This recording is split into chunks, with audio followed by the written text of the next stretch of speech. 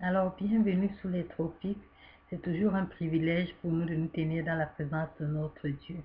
Et comme nous avons tenu à le faire chaque fois que nous venons en sa présence, nous allons tout simplement courber nos têtes dans la prière pour recommander ce moment entre ses mains. Nous prions au nom de Jésus-Christ.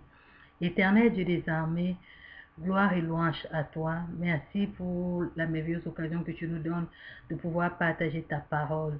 Je te supplie de venir prendre contrôle, d'être l'alpha et l'oméga, de diriger ce moment, de mettre sur ma bouche ta parole, afin que je puisse édifier ton peuple. Je prie, ô mon Dieu, pour une bonne disposition spirituelle pour moi, mon frère et ma soeur qui m'écouteront. Je prie, ô Dieu Tout-Puissant, que toi-même tu viennes enseigner, ô Père éternel, toi-même tu viennes convaincre les cœurs, toi-même tu viennes changer les cœurs, et que la semence que tu vas déposer, ta parole, puisse produire du fruit jusqu'à l'enlèvement. Merci Seigneur parce que tu vas faire au-delà de ce que je peux te demander, ô Dieu. Purifie cette parole, sanctifie-la, ô Dieu, et honore ta parole dans nos vies. Dans le précieux nom de Jésus-Christ, j'ai prié. Amen. Sois béni au nom de Jésus-Christ. Aujourd'hui, j'aimerais partager avec toi ce thème que Dieu a déposé sur mon cœur. Je l'ai intitulé C'en est assez. C'en est assez. Alors, il arrive des situations dans la vie où on rencontre vraiment des difficultés, on ne sait pas comment faire et on peut être poussé à dire cette parole, c'en est assez. Je me suis rappelé mes cours de classe de terminale où nous avions vu l'histoire du peuple espagnol, du peuple basque, où il y avait eu cette expression bastaya qui signifiait ça suffit, en basque askida, et en français ça suffit bien entendu. C'était une initiative citoyenne engagée activement pour la défense des droits de l'homme, de la démocratie et de la concorde et de la tolérance au Pays basque. Et ses membres d'idéologies diverses sont unis autour de trois principes. Le premier, c'est s'opposer activement au terrorisme. Le second est aider toutes les victimes du terrorisme et de la violence politique. Et le troisième, c'est préserver l'état de droit représenté par la Constitution et le statut de l'autonomie. Et d'ailleurs, ce mouvement a eu un prix Sakharov pour la liberté de l'esprit en l'année 2000. C'est nous dire que je prends ce fait historique pour nous montrer qu'il arrive des moments où un peuple, où un individu même peut utiliser cette expression pour dire ça en est assez par rapport à la situation que je vis. Et moi, j'aimerais bien revenir vraiment à la parole de Dieu où des situations, évoquer des situations où Dieu, notre Créateur, va utiliser cette expression-là, bastaya, et il va le manifester dans les faits. Et pour mieux le comprendre, nous allons voir cette expression à travers une histoire tristement célèbre de la parole de Dieu tirée du livre de Genèse au chapitre 3. Nous allons lire, la lecture sera un peu longue, mais vous allez voir l'importance. Cette lecture a toute son importance dans notre méditation. Alors, nous allons ouvrir nos Bibles dans le livre de Genèse chapitre 3, à partir du verset 1, il est écrit: Le serpent était le plus rusé de tous les animaux des champs que l'Éternel Dieu avait fait. Il dit à la femme: Dieu a-t-il réellement dit, vous ne mangerez pas de tous les arbres du jardin? La femme répondit au serpent: Nous mangeons du fruit des arbres du jardin, mais quant au fruit de l'arbre qui est au milieu du jardin, Dieu a dit, vous n'en mangerez point et vous n'y toucherez point, de peur que vous ne mourrez. Alors le serpent dit à la femme: Vous ne mourrez point, mais Dieu sait que le jour où vous en mangerez, vos yeux s'ouvriront et que vous serez comme des dieux, connaissant le bien et le mal. La femme vit que l'arbre était bon à manger et agréable à la vue, et qu'il était précieux pour ouvrir l'intelligence. Elle prit de son fruit et en mangea. Elle en donna aussi à son mari qui était auprès d'elle, et il en mangea. Les yeux de l'un et de l'autre s'ouvrirent, ils connurent qu'ils étaient nus, et ayant cousu des feuilles de figuier, ils s'en firent des ceintures. Alors ils entendirent la voix de l'Éternel Dieu qui parcourait le jardin vers le soir, et l'homme et sa femme se cachèrent loin de la face de l'Éternel Dieu au milieu des arbres du jardin. Mais l'Éternel Dieu appela l'homme et lui dit: Où es-tu? Il répondit: J'ai entendu ta voix dans le jardin et j'ai eu peur parce que je suis nu et je me suis caché. Et l'Éternel Dieu dit: Qui t'a appris que tu es nu? est-ce que tu as mangé de l'arbre dont je t'avais défendu de manger? L'homme répondit, la femme que tu as mise auprès de moi m'a donné de l'arbre et j'en ai mangé. L'Éternel Dieu dit à la femme, pourquoi as-tu fait cela? La femme répondit, le serpent m'a séduite et j'en ai mangé. L'Éternel Dieu dit au serpent, puisque tu as fait cela, tu seras maudit entre tout le bétail et entre tous les animaux des champs. Tu marcheras sur ton ventre et tu mangeras de la poussière tous les jours de ta vie. Je mettrai inimitié entre toi et la femme, entre ta postérité et sa postérité, celle-ci t'écrasera la tête et tu lui blesseras le talon. Il dit à la femme, j'augmenterai la souffrance de tes grossesses, tu enfanteras avec douleur et tes désirs se porteront vers ton mari, mais il dominera sur toi. Il dit à l'homme, puisque tu as écouté la voix de ta femme et que tu as mangé de l'arbre au sujet duquel je t'avais donné cet ordre, tu n'en mangeras point, le sol sera maudit à cause de toi. C'est à force de peine que tu en tireras ta nourriture tous les jours de ta vie. Il te produira des épines et des ronces, et tu mangeras de l'herbe des champs. C'est à la sueur de ton visage que tu mangeras du pain, jusqu'à ce que tu retournes dans la terre d'où tu as été pris, car tu es poussière, et tu retourneras dans la poussière. Adam donna à sa femme le nom d'Ève, car elle avait été la mère de tous les vivants. L'Éternel Dieu dit à Adam et à sa femme fit à Adam et à sa femme des habits de peau, et il les en revêtit. L'Éternel Dieu dit, voici l'homme est devenu comme l'un de nous, pour la connaissance du bien et du mal. Empêchons-le maintenant d'avancer sa main, de prendre de l'arbre de vie, d'en manger et de vivre éternellement. Et l'Éternel Dieu le chassa du jardin pour qu'il cultivât la terre d'où il avait été pris. C'est ainsi qu'il chassa Adam et il mit à l'orient du jardin d'Éden les chérubins qui agitent une épée flamboyante pour garder le chemin de l'arbre de la vie. Voilà donc la triste histoire d'Adam et d'Ève qui avaient été créés, les premiers êtres vivants que Dieu avait créés, humains que Dieu avait créés.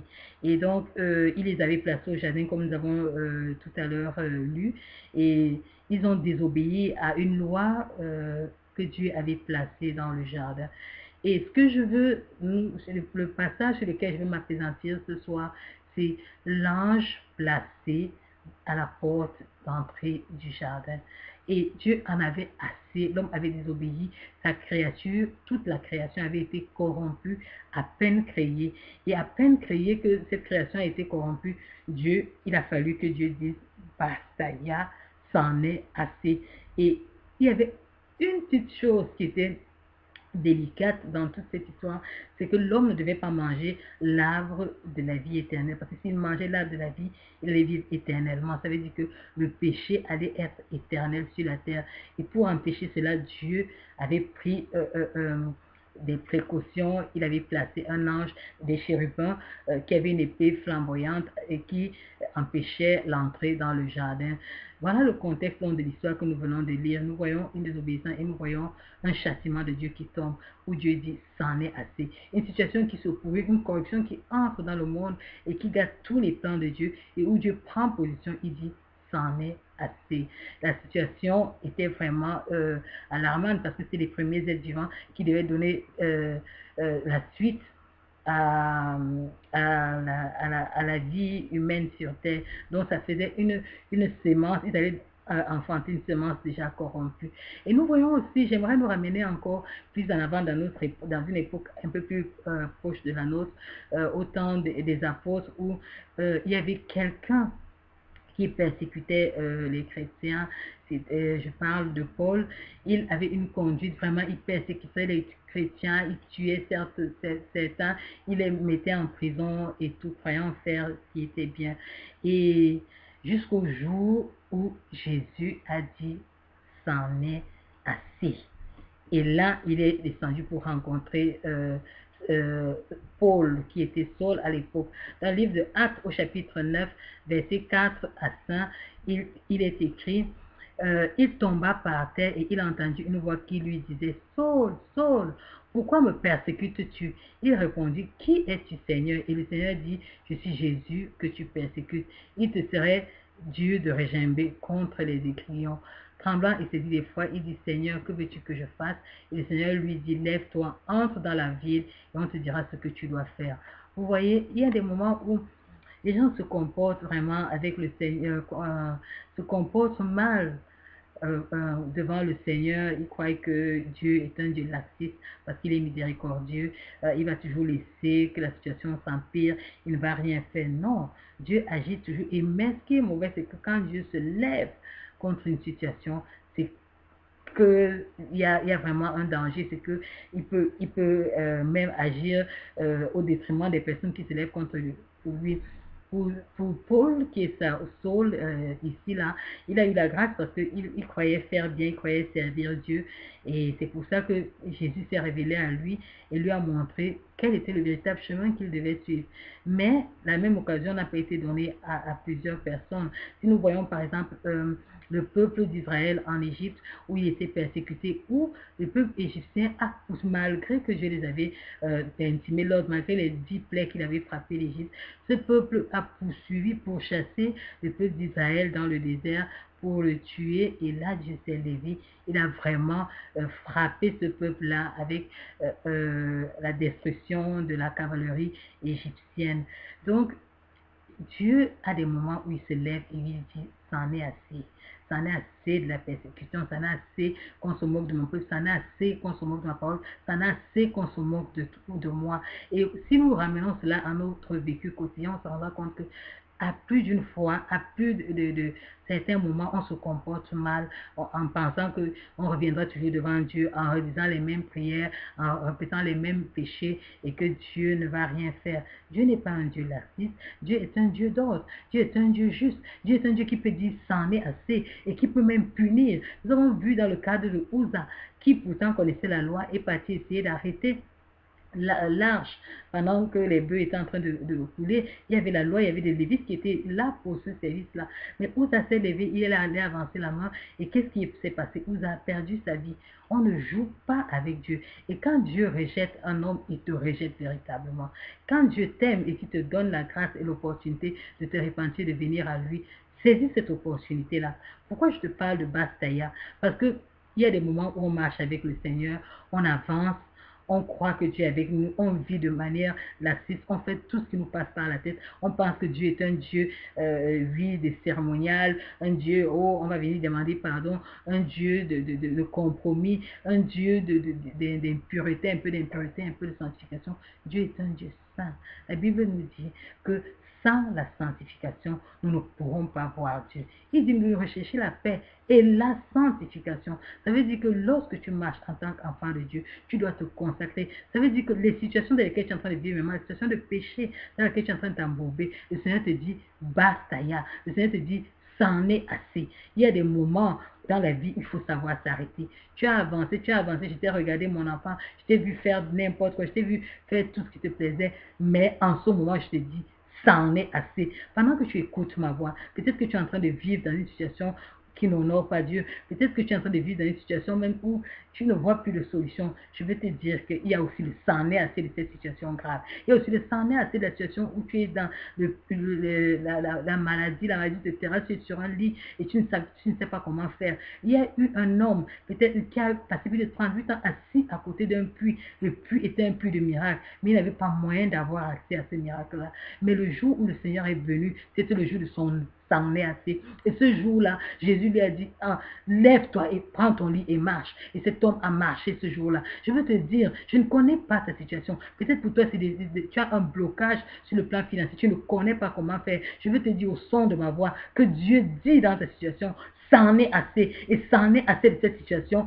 Passe, que cette situation soit débloquée au nom puissant de Jésus-Christ. Je ne connais pas ce que toi tu traverses. Peut-être pour toi c'est la stérilité. Tu as cherché un enfant, tu ne sais pas comment faire. On est allé jusqu'à te couper les trompes. Je vais te dire en cette journée que Dieu est le Dieu des miracles. C'est lui qui a créé les trompes et qu'il est capable de te donner un enfant.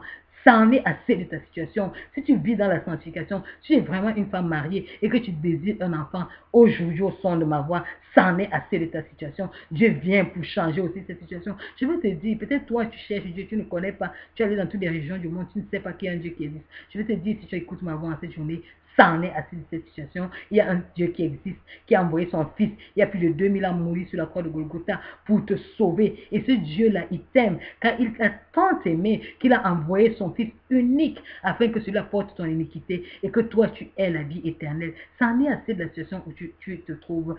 quelle que soit la situation où tu te trouves, toi qui es en train de chercher Dieu, toi qui es dans la maladie, toi qui es possédé, toi qui es en train de réfléchir, tu ne sais pas comment faire, toi qui es encore enchaîné dans le péché, toi qui est embrouillé par les situations de la vie, toi qui es malmené par les vents de la vie, je vais te dire au son de ma voix, c'en est assez. Aujourd'hui est ton jour de délivrance. Jésus entre dans ta vie et il change ta situation. Si tu écoutes ma voix et foi, invoque l'Éternel d'un cœur sincère et Dieu te répondra assurément. C'en est assez de ta situation. Et quand chaque fois que Dieu a dit c'en est assez dans une situation, cette situation a changé. En Éden, Adam et Ève ont été chassés à cause de leur péché. Et ils ont été même il y a eu des malédictions qui se sont appliquées dans leur vie. En Égypte, ce jour-là, le peuple a péri dans la mer Rouge. Et aussi, au temps de Saül, c'en est assez a rendu Saül un homme puissant qui nous a laissé toutes ces lettres qui nous édifient maintenant dans le Nouveau Testament.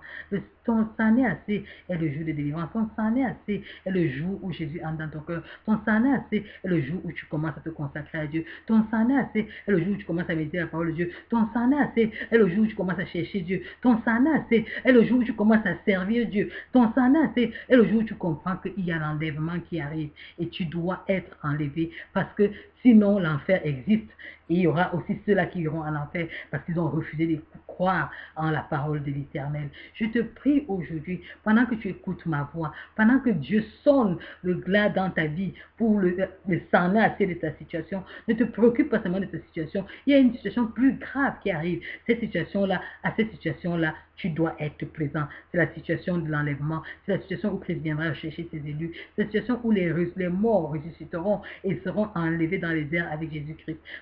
C'est cette situation qui est la plus grande, cette situation qui est la plus délicate et c'est à ce grand rendez-vous que je t'interpelle avec le sang est assez. Retourne dans les voies de l'Éternel, retourne dans la droiture, retourne dans la fermeté, retourne dans la consécration, retourne-toi vers l'Éternel, tourne-toi, cherche l'Éternel comme tu cherches l'argent, fais de lui tes délices.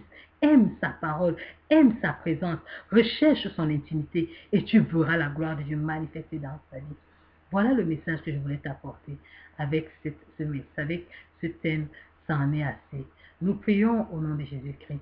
Éternel Dieu des armées, nous te bénissons et nous te rendons gloire parce que tu es le Dieu vivant, tu es le Dieu du salut, tu es le Dieu d'amour, tu es le Dieu de grâce. En cette journée, je te supplie de déverser ta grâce sur quiconque m'écoute, oh Dieu. Je prie afin que ton sang est assez, oh Dieu, résonne dans la vie d'un homme et le ramène à toi. Résonne dans la vie d'une femme et la ramène à toi. Résonne dans la vie d'un individu, oh Seigneur Dieu, et le ramène à toi. Résonne dans la vie d'un individu et apporte la délivrance. Résonne dans la vie d'un individu et apporte la guérison. Résonne dans la vie d'un individu et apporte le salut. Résonne dans la vie d'un individu et le tourne vers toi. Oh Dieu, que toi seul sois vu, que toi, fais-toi voir, ouvre les portes aux individus de te connaître au nom de Jésus-Christ.